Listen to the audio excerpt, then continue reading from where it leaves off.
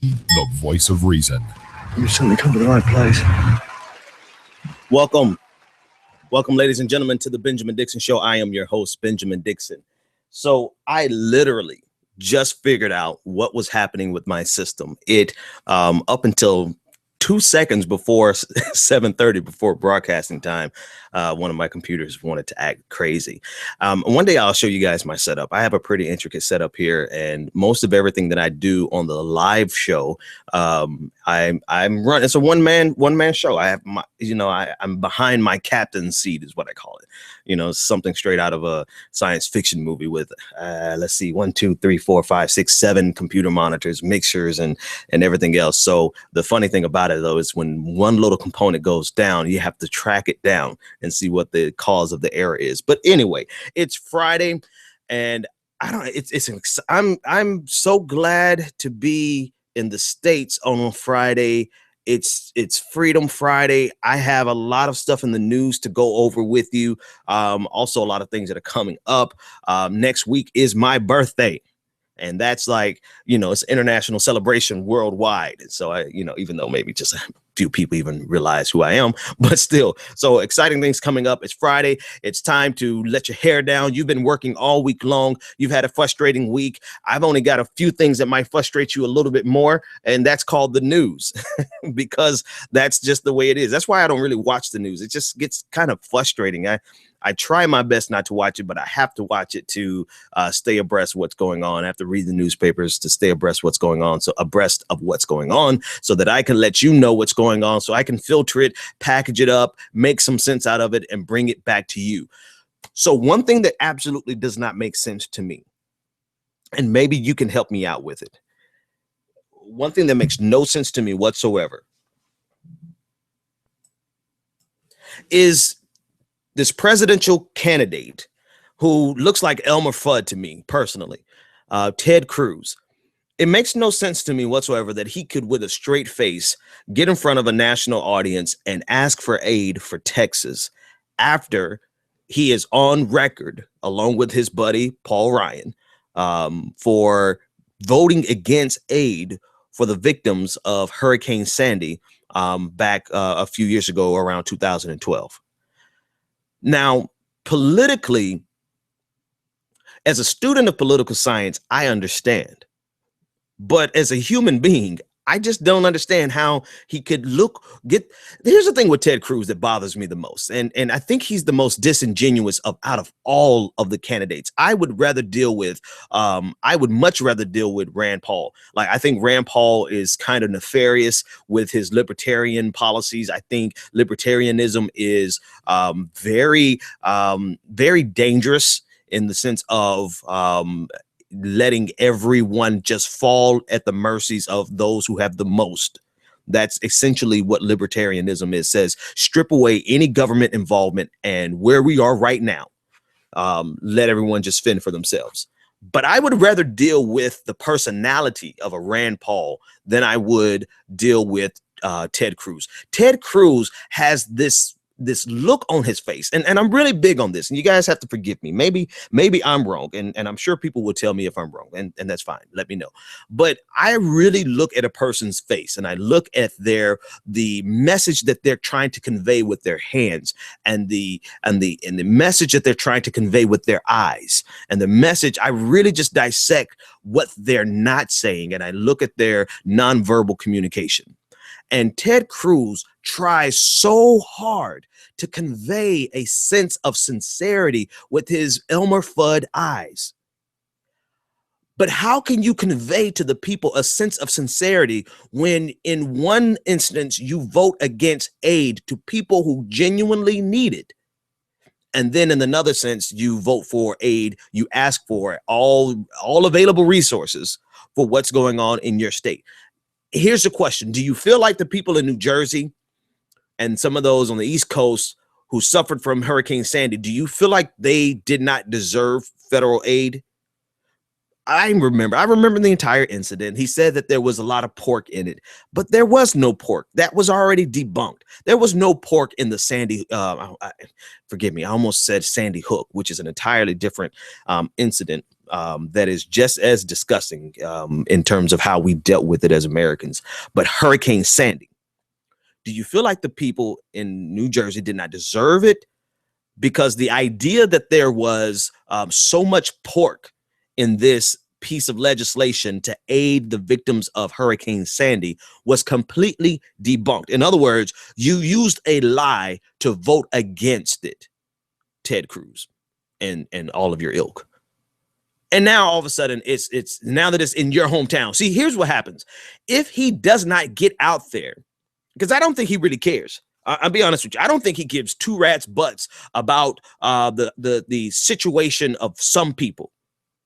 He only really cares about the situation of the people who have to vote for him.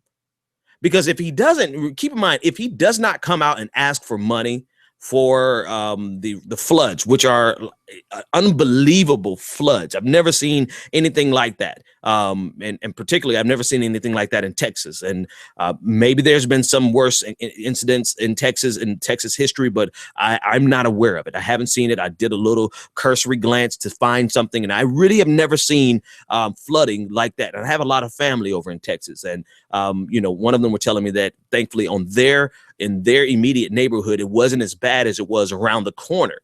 So here's the thing with it, though. If Ted Cruz does not get out in front of it and ask for money, somebody will run against him based on that.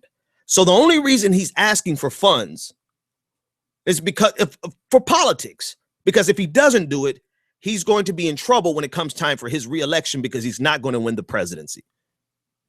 And that's just what it is. The presidency, this entire campaign to run for president is really to just increase his profile and increase his speaker fees and increase his book sales. He knows he's not going to win. So he's positioning himself right now. If he was a man of principle, then he would stand on the same principle that he stood on with Hurricane Sandy victims with his own state. But because he has to get reelected, he's going to betray his own quote unquote principles, which is an idiotic principle in the first place. If there is a national disaster, then there are federal funds there to assist people. But because he was this pure Tea Party conservative, quote unquote fiscal conservative, he voted against it for when it was New Jersey. No big surprise there. It's kind of sad that at this point, this is par for the course. We expect nothing less from politicians, mostly conservative politicians. But I'm going to be honest with you, this happens on the left as well. And that's one of the things that bothers me the most, is when people betray their own conscience for the sake of politics. If you believe in something, then stand on that. No matter what, no matter when, no matter where, no matter how. Don't always put yourself in a position of opposition. Opposition really is the most detrimental reality of American politics, of politics in general. Opposition says that no matter what position my opponent takes, I have to oppose them. Which is exactly why Republicans lost their brains, lost their minds when it came down to Obamacare, the Affordable Care Act.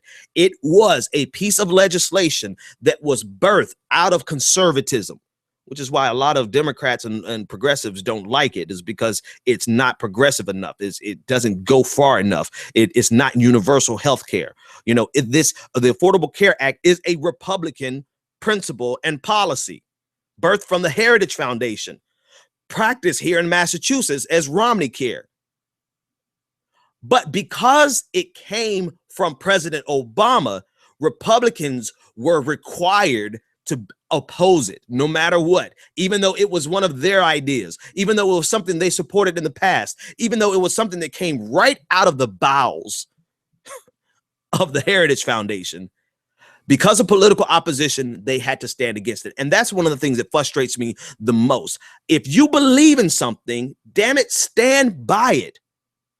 even if somebody else becomes the champion of it, because you turn out to be disingenuous. You turn out to be nothing more than a political shield willing to do anything to get reelected. And that is one of the worst things. That is one of the fundamental problems of our democracy, is the fact that people will sell their soul. They will sell their ideology. They will sell their belief just so that they can get reelected. And so Ted Cruz, if you really genuinely don't believe in federal aid for disasters, then why do this in Texas? Why ask for money in Texas?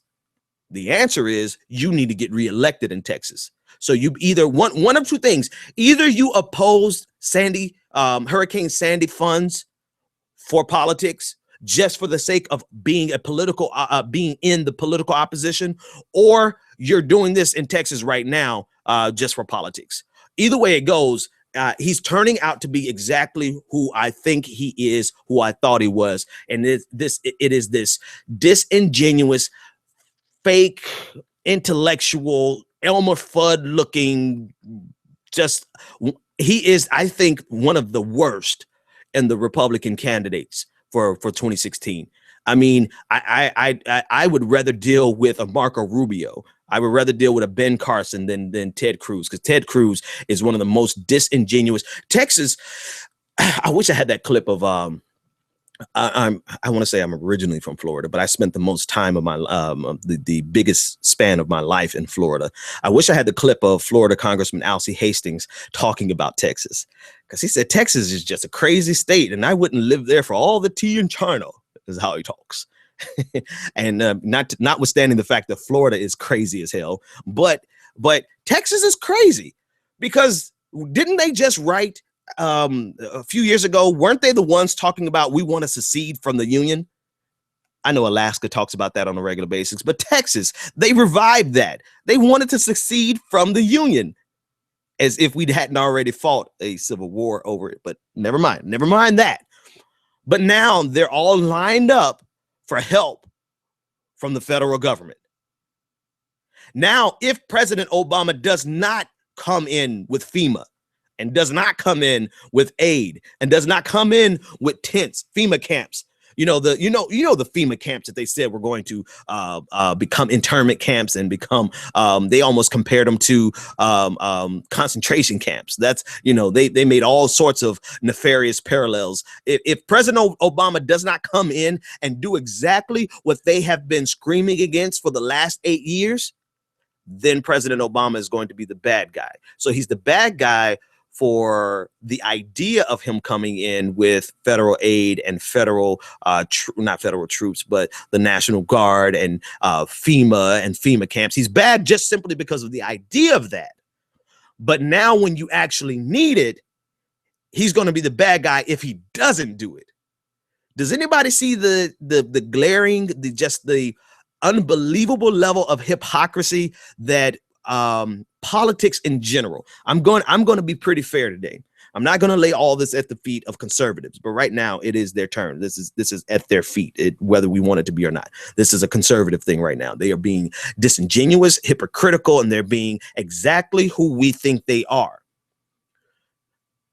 I would just admonish progressives and liberals not to do the same thing when we are in the political opposition.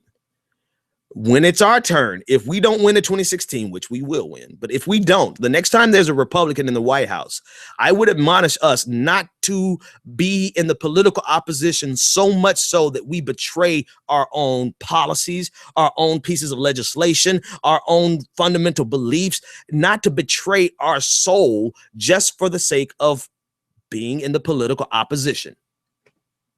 That's my admonishment. But it's not our day right now. Right now, the Republicans have been in political opposition for the last 8 years, and this flood in Texas is exposing the level of hypocrisy. It's exposing that we already knew, right? This is nothing new. I understand it's nothing new, but every time it comes up, it's just a breath of fresh air, a reminder that these people have no conscience. They have no moral center. They will betray anything just for the sake of opposing President Obama. And those type of people, my friend, are very, very, very dangerous people. Speaking of speaking of political opposition, former Speaker of the House, Dennis Hassert, he was Speaker right after Newt Gingrich. And he was Speaker. He was basically the Speaker of the House during the President Bush administration. He was Speaker right before Nancy Pelosi. And so he has been indicted. 73-year-old former Speaker of the House has been indicted for, watch this, for bank-related charges. But I want to explain what he actually did. So he withdrew from his bank, and I'm assuming his bank, his money. He withdrew $1.7 million in cash and gives it to, the report says, individual A. They didn't identify who the person was. And then he lies to the feds about it. So they're, when you make large transactions like that, there are certain types of reports that you have to give, and you move that amount of cash. I'm sure he could have moved the digits digitally and no one be the wiser, right? But he took out $1.7 million cash and gave it to individual A, and he lied to the feds about it. And he's been indicted on 2 counts. And those 2 counts have a maximum of 5 years each and $250,000 in fines. So 73-year-old Speaker of the House, he won't see a day in jail. I guarantee you that. He's not going to go to jail. This probably won't even go to trial. It's going to be settled. He's probably going to take a simple plea deal and pay a fine. I doubt they're going to put a Speaker of the House in prison, especially at 73 years old. But here's my question. What in the world is he doing giving someone $1.7 million in cash? That almost sounds like a ransom.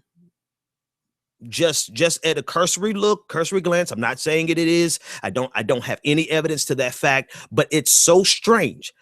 Who does that? Like, if you're going to leave an inheritance, you leave it in bank accounts, stocks, you leave it in bonds, you leave it in equity in your properties, you leave it in actual property value. Who takes out $1.7 million and turns that over to someone cash? There's something more going on in this story that I want to know who individual A is. Because whoever individual A is, that tells the entire story of why the 73-year-old man, and I wonder if he's suffering. I mean, 73 is not as old as it used to be, right? I went on a trip to Costa Rica with a professor who was 73, and he was obviously more in shape than me. He would go running miles every morning. When we hiked up the mountain, he was ahead of the bunch. So 73 is not necessarily old, but for some people, 73 is that age where you start getting mental lapses and dementia and senility and Alzheimer's. I wonder if he's suffering from something like that, because who takes out, again, to be redundant, who takes out $1.7 million cash and turns it over to someone? And for what reason?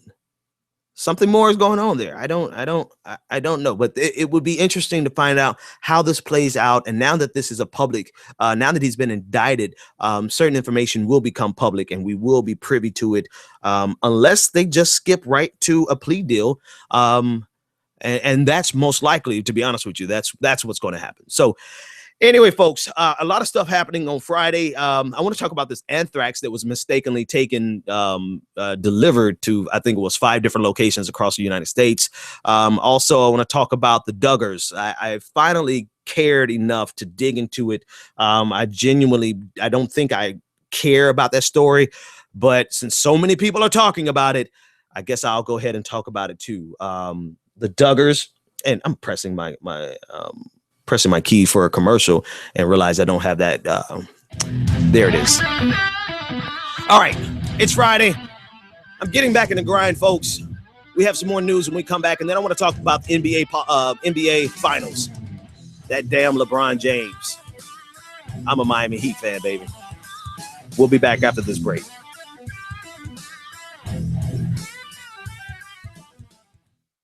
Hey, if you're like me, you're probably hearing the news that the economy is getting better, right? But there's one problem. You still don't have a job. Get back into the game with Chance.com, the state-of-the-art online employment connection for the new generation. Get access to millions of jobs on Chance that are actually hiring now. Stop searching for outdated job postings. Log on to Chance.com, create a profile, and then be found. Make the connection you need to get hired today. If you're serious about your career, you've got to check this out. Chance.com. Get that job. Make that chance with Chance.com. JANZZ.com.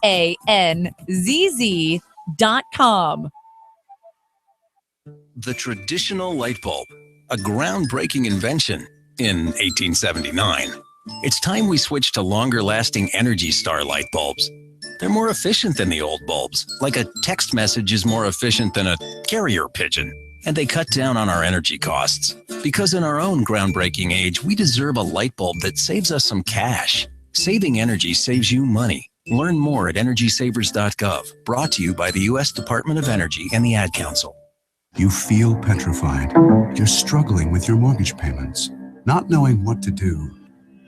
You do nothing. But if you do something, you're far more likely to get the most positive outcome. Making Home Affordable is a free government program. Call 888-995-HOPE to talk one-on-one with a housing expert about your options. Call 888-995-HOPE or visit makinghomeaffordable.gov. Brought to you by the U.S. Treasury, HUD, and the Ad Council. It's 6:42 p.m. Time for Steve Plato and his son Dylan to do the dishes. They talk about everything from the yuckiness of girls to the awesomeness of his soccer team. Sometimes they don't talk at all. Then, hey! The dreaded splash fight. It's Dad o'clock, and it's the best time of the day. Because the smallest moments can have the biggest impact on a child's life. Take time to be a dad today. Call 877-4DAD-411 or visit fatherhood.gov. Brought to you by the U.S. Department of Health and Human Services and the Ad Council. Welcome back to the Benjamin Dixon Show. All right. Buckle up for the ride. Oh, goodness. I don't have my glasses. Where are my glasses? Give us a call, 857-600-0518. Welcome back, ladies and gentlemen. I'm going to skip anthrax. I don't want to talk about anthrax today, mainly because I don't have enough notes. I didn't get enough research. I need some production assistance. Anybody wants to just do research and send me information that would make my life a lot easier. But anyway, I digress. So anyway, I finally took time to dig into this Josh Duggar thing.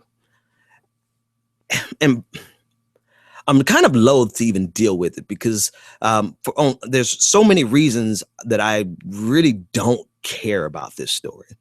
And there's only one reason I do care about it. The only reason I care about this story is because hypocrisy, that's the word. I love not exposing because it's already exposed, but part of my job is to demonstrate to you the level of hypocrisy that happens across the board. I will do it.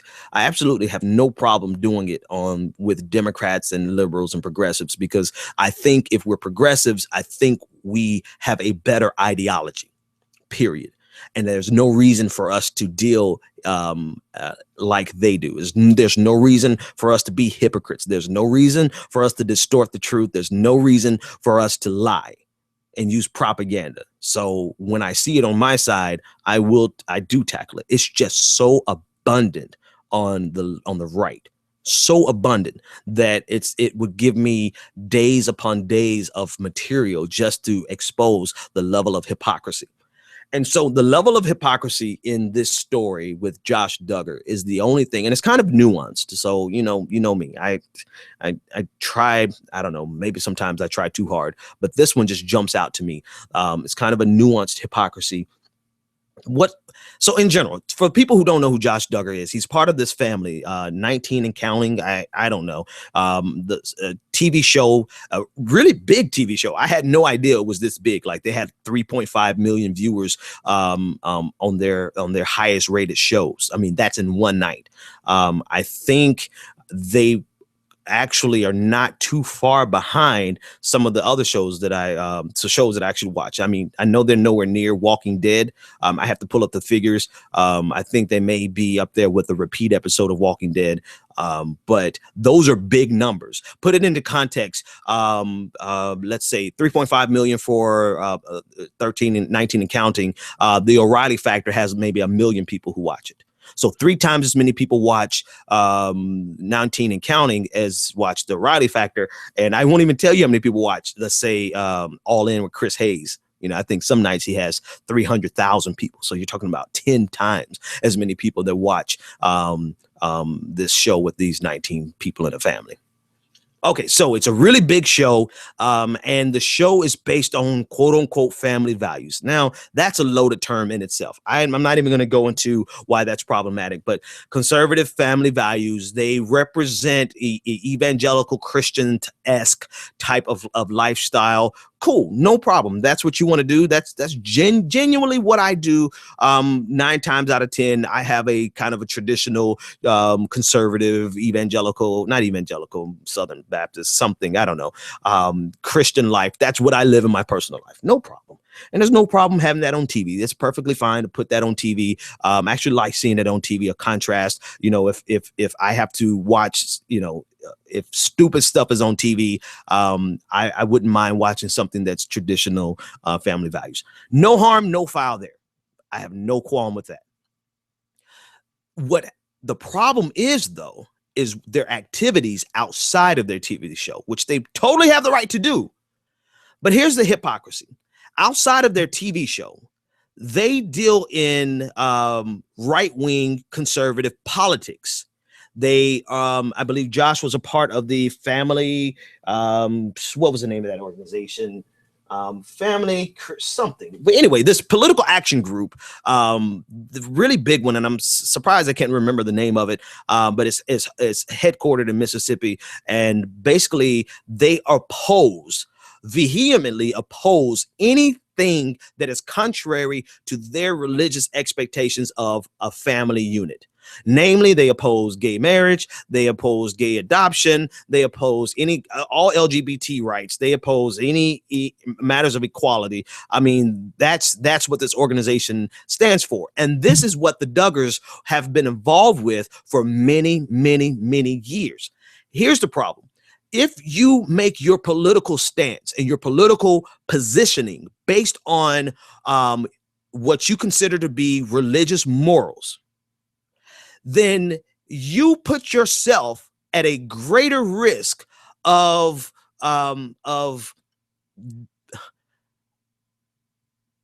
danger is not the right word, of exposure. You expose yourself that much more when it comes out that you have not been living up to the same values that you are trying to make other people live according to.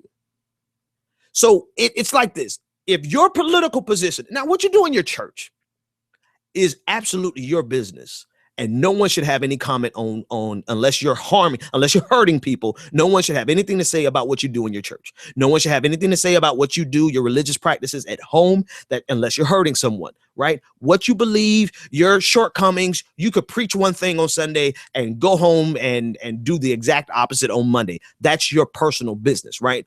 But when you make it your political action point, you make it the basis and the foundation of your political action, these sets of moral values, you expose yourself when you can't live up to those values on your own. It's like you're trying to keep gay people from getting married, but you're living at infidelity. You have infidelity in your marriage. So many accounts of thou dost protest too much, where evangelical preachers are preaching against homosexuality, fighting against gay marriage, but it turns out that they are soliciting gay prostitutes.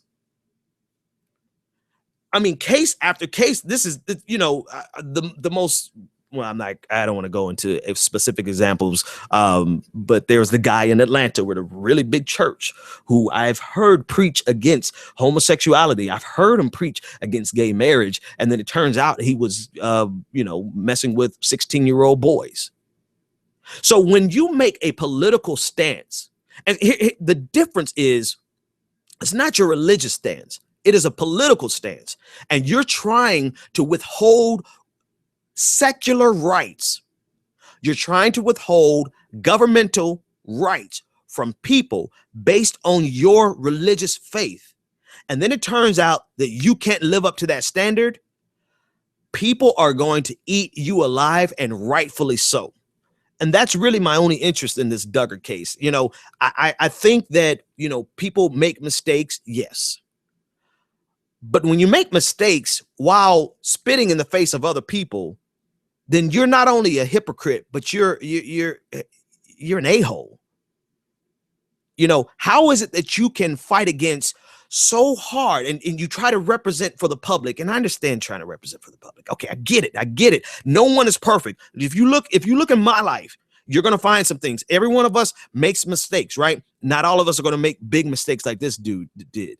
Not everyone is going to molest little girls, some of his sisters. And here's the other thing, not just him individually, and not just their family collectively, but here's the intersection that I want to deal with. It's the tension, and I'm not, you know, follow me. It's the tension of being able to forgive people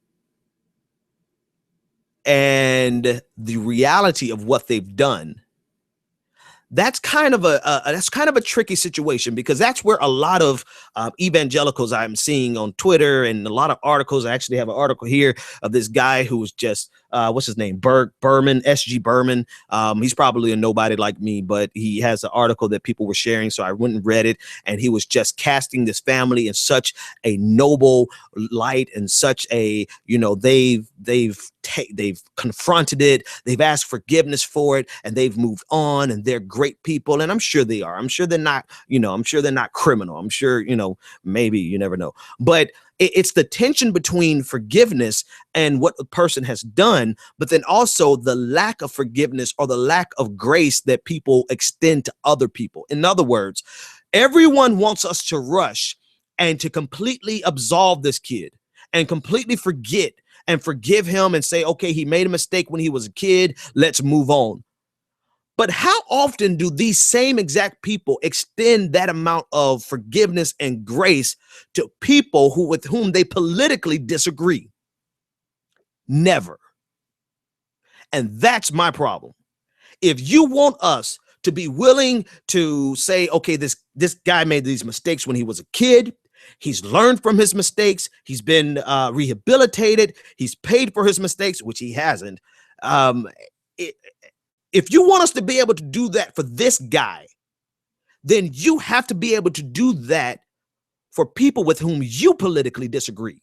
Because I guarantee you, if this had been let's say Josh Duggar was gay and he was an LGBT activist, and it came out that he had molested little girls, you know, when he was little, I guarantee you that the political right, the same people who are asking us to forgive him and to move on and don't destroy him, everyone makes mistakes and God is forgiving and all this good sounding noble stuff, the same people crying that would be crucifying this kid without question. And that's the only reason I'm interested in this story, is because it is exposing all the way through from the Twitterverse all the way to political leaders, Mike Huckabee, all of these people who are asking and being this. This is what frustrates me about my fellow Christians. Stop trying to present yourself as a martyr, as a victim. You are not a victim. You are not persecuted. Not here in the United States. Let's go to Egypt. Let's go to Syria. Let's go to places where if you are Christian, you literally will be killed. But here in the United States, Christian bookstores is a $1 billion industry. Christian television is a $1 billion industry. Churches on Sunday morning is a multi-billion-dollar industry. You have your television shows. You have your, you know, not just your televangelists. You have TV shows. You have game shows. For the love of God, can we stop with this Christian martyrdom victimization complex? Because now that's what everyone is saying. They're saying, oh, Josh Duggar he's being persecuted. Many are the afflictions of the righteous, right? That's what they're saying. That's what they're going with. No, he's not being persecuted. He's being called on his bull.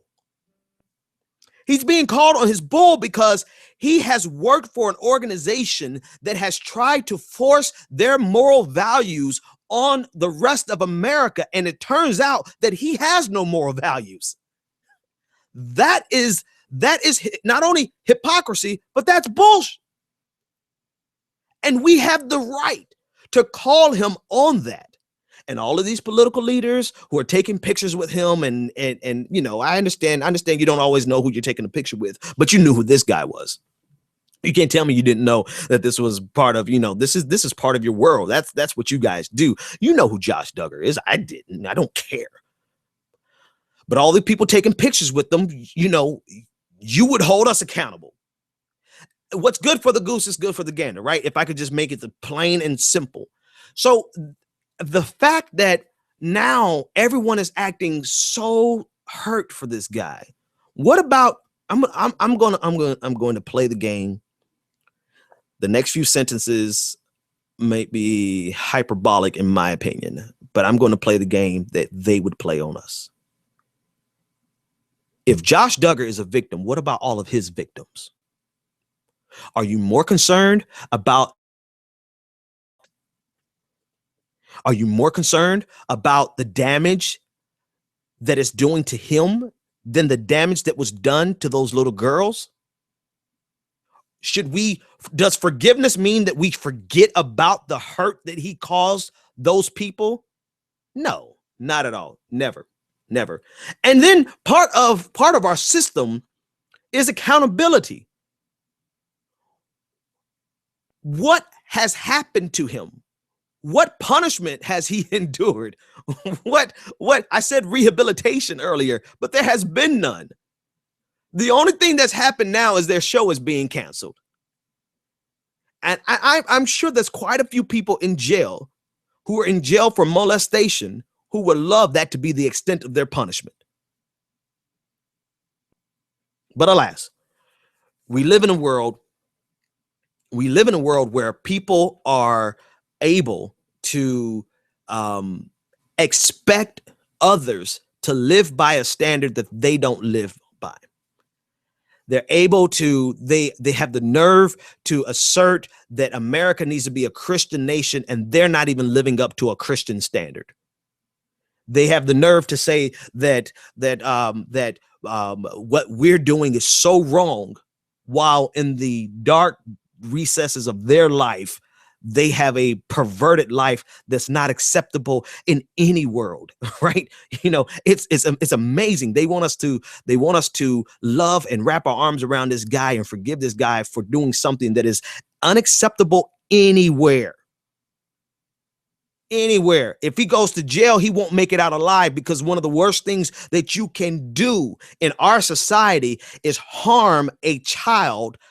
Not just in general. In general, if you harm a child, you're in trouble. But if you sexually assault a child, the worst murderer in prison is better than you. And they probably will get you when you get in prison. That's why he's not going to go to jail. So anyway, that's the hypocrisy that just disturbs me on the right. And if I ever see it on the left, I would call it out as well. Okay, folks, it's Friday. It's Freedom Friday. When I come back from this break, I've got to talk about the NBA Finals. God, I cannot stand LeBron James. You're tuned into the Benjamin Dixon Show. Join the conversation, 857-600-0518. Looking for the right business opportunity? Need the right product, the right marketing plan, and the absolute best training in the world? Well, look no further. The Elite Team. Every leader in time excels. They believe the key ingredients in becoming successful in life and in business are just a keystroke away. Go to www.eliteteamsite.com. That's www.eliteteamsite.com. The Elite Team has a system in place that will move you closer to achieving your goals and dreams. Visit www.eliteteamsite.com or TonyFlemingEnterprises.com today. College is important, but it can also be expensive. College Planning Services is a group of educators, administrators, counselors, and other licensed professionals that work together to provide the necessary services, networks, and information to reach students that are serious about getting a college education. College Planning Services partners with financial institutions, corporate sponsors, and other major players in the global market to strategize in building a pool of information regarding financial aid, scholarships, and funding information to assist students in preparing to access the essential resources to build upon their path to an educational future. Learn more at collegeplanningtoday.com and let us help you start your college career.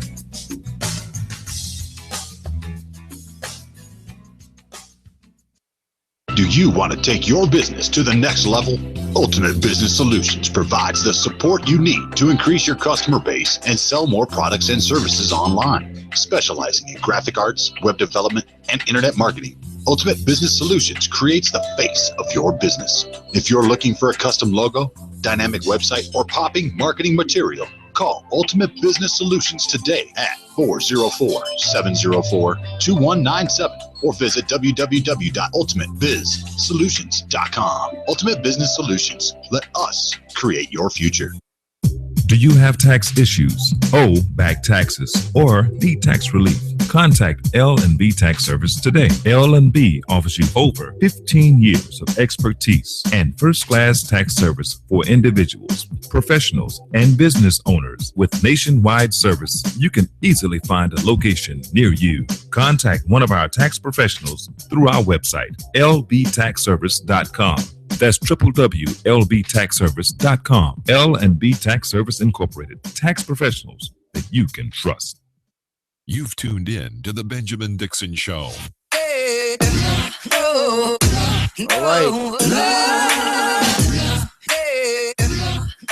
All right.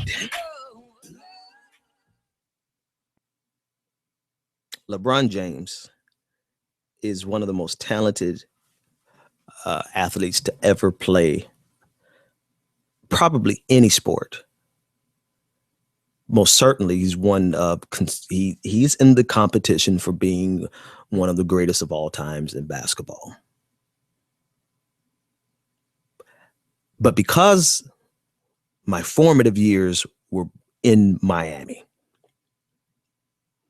I went to high school and college and got married in Florida.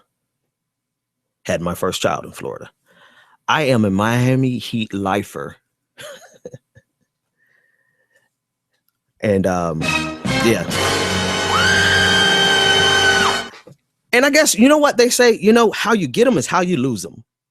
We should have known back in 2010, we should have known that if this dude would leave Cleveland like he left Cleveland, that he would leave us like he left Cleveland. And that's exactly what he did. And Cleveland better be careful, because if they don't win the finals, and I'm pulling, and listen, I want to say that I'm a LeBron James hater now because of the way he did Miami.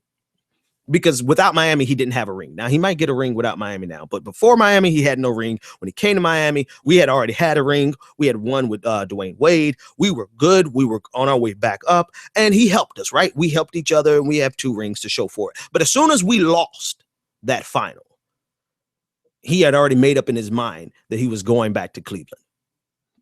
Here's the thing. I want everyone who is a sports fan to ask themselves this question. Would LeBron James have left Miami if we had won last year? The answer is absolutely not. There's no way he would, not with a 3-peat under our belt. So that's why I have a problem with LeBron. But still, it's hard to hate him entirely because he's so talented, and he's growing. He's maturing as a man. I've seen him do some pretty good things in the communities in Miami, and I see he's doing some great things in Cleveland. So he's turning out to be a good guy. I liked him when he was a bad guy, because when he was a bad guy, he was with Miami, so he could do no wrong. Okay, fine. I understand. I understand that. But here we are. The 2015 finals is between Golden State Warriors and the Miami Heat. Now, I like Steph Curry. And I don't just like him because he's our best chance to beat. He's the best chance for someone to beat LeBron James. I do want LeBron to lose. I'm just a hater. Go ahead and call me a hater. I am a hater. And it's gonna, if he wins, I'll congratulate him just like everyone else. You know, good on him, right? He's done something amazing. He took a raggedy team in Cleveland, because y'all team was raggedy, Cleveland. It was. We were not raggedy before LeBron. We could win before LeBron. And you know, we've had a really rough year this year. We lost Chris Bosh. We lost LeBron, obviously. And so, you know, when you take two of your three big men out, you're going to have a horrible year. And that's what we had. And it looks like we might even lose Dwayne Wade. I just read a report yesterday that he's in negotiations and he's not liking his contract. And I'll be honest with you, Dwayne Wade has been great to Miami. He's done great things for Miami. He's brought us, he's been on the three of the teams that brought us 3 rings. You know, there is no Miami. Listen, there is a Miami without LeBron James because we existed before LeBron James, but there really is no Miami Heat without Dwayne Wade. There's a complete rebuild that would have to take place. Much respect, Wade County, love him, all of those things.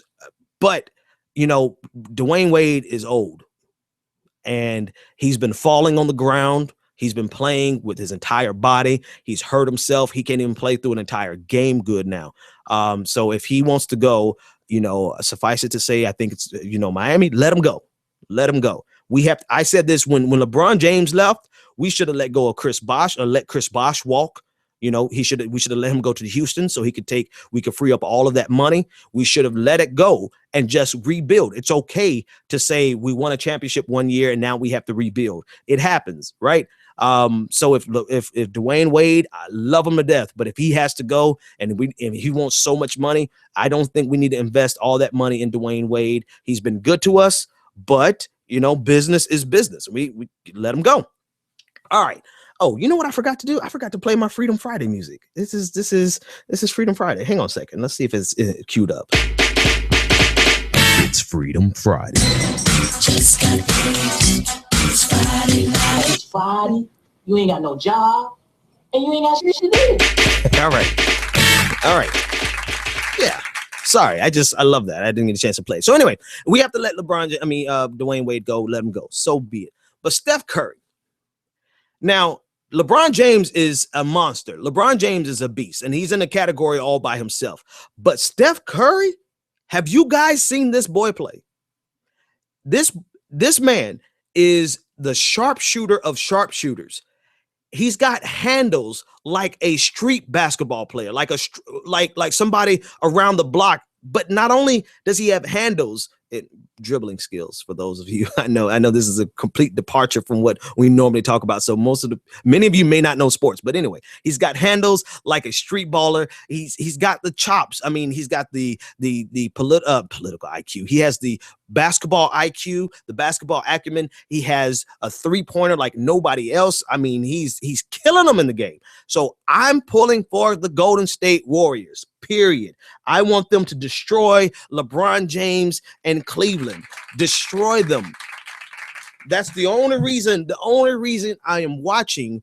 And here's the other thing. With regard to the fact that Miami, you know, we didn't win the championship. We lost it. We were in the finals last year and we didn't make it to the playoffs this year.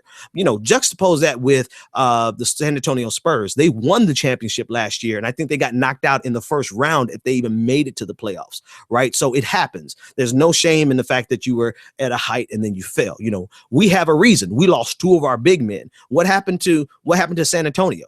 You know, they just kind of preyed on we had a weaker team last year, and that's what it was. So anyway, the finals, I had no interest in watching the NBA finals this year because Miami Heat weren't even in the playoffs, right? I don't care what happens with the Miami Heat. I don't care, you know, I'm going to be a Heat fan for the rest of my life. I know I'm in Boston, but there's no way. The only time I'm going to a game here in Boston is when they're playing, when the Celtics are playing Miami. Now, with that being said, I have a reason to watch it. And the reason is Steph Curry. I was so terrified when he fell in that game against Houston. I think it was game 4, because he is the life and breath of the Golden State Warriors.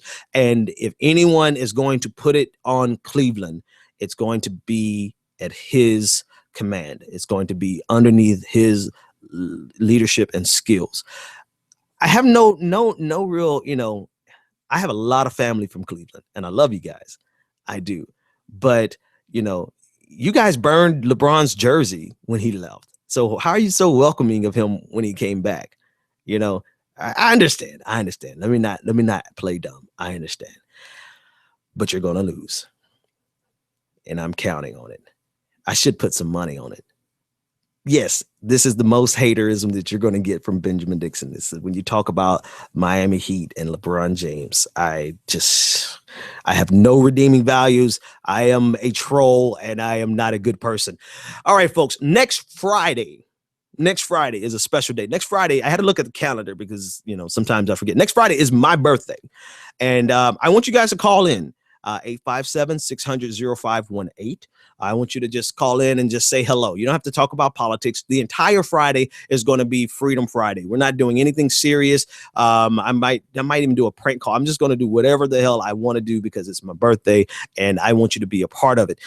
Throughout the week, we're actually not going to start this week, but the following week, June 8th, we're starting with our panel. We're starting with all the new things that we're doing with the Benjamin Dixon Show. It's going to be a morning show, even though it's on YouTube, and even though we're doing we're going to bring political commentary and analysis that rivals anyone else because we just can do that. And we're going to push it and promote. I've met a lot of good people who are going to be a part of this. And so it's going to be a good time, and we're going to extend it to, I believe, an hour and a half or 2 hours. We're still debating on that. Next week, we have a couple of guests that are coming on the show, a lot of exciting things, but I'm going to get out of here. I'm going to get out of here because I've got to go to the gym. And I've got to get my life together so that I can stay here longer. So it's been it's been fun. I will see you Monday. And I definitely want you guys to call in on next Friday on my birthday, if nothing else but to say happy birthday, because the world revolves around my birthday, just like it revolves around yours, right? All right. This is the Benjamin Dixon Show. We'll see you guys next week. Take care. And until that moment comes, when we, the Americans, are able to accept the fact that on that continent we are trying to forge a new identity for which we need each other, that I am not a ward of America. I am one of the people who built the country. Until this moment. And we are brothers. It's not a question of Jews or Christians or Muslims. We're all in the same boat. Which we need each other. Love is a condition so powerful. It may be that which holds the stars in the firmament. Until this moment. Love. Until this moment. Love. Until this moment. I come to you today to say that we can build a newer and better nation.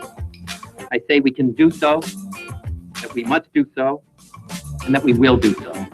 You've tuned in to The Benjamin Dixon Show.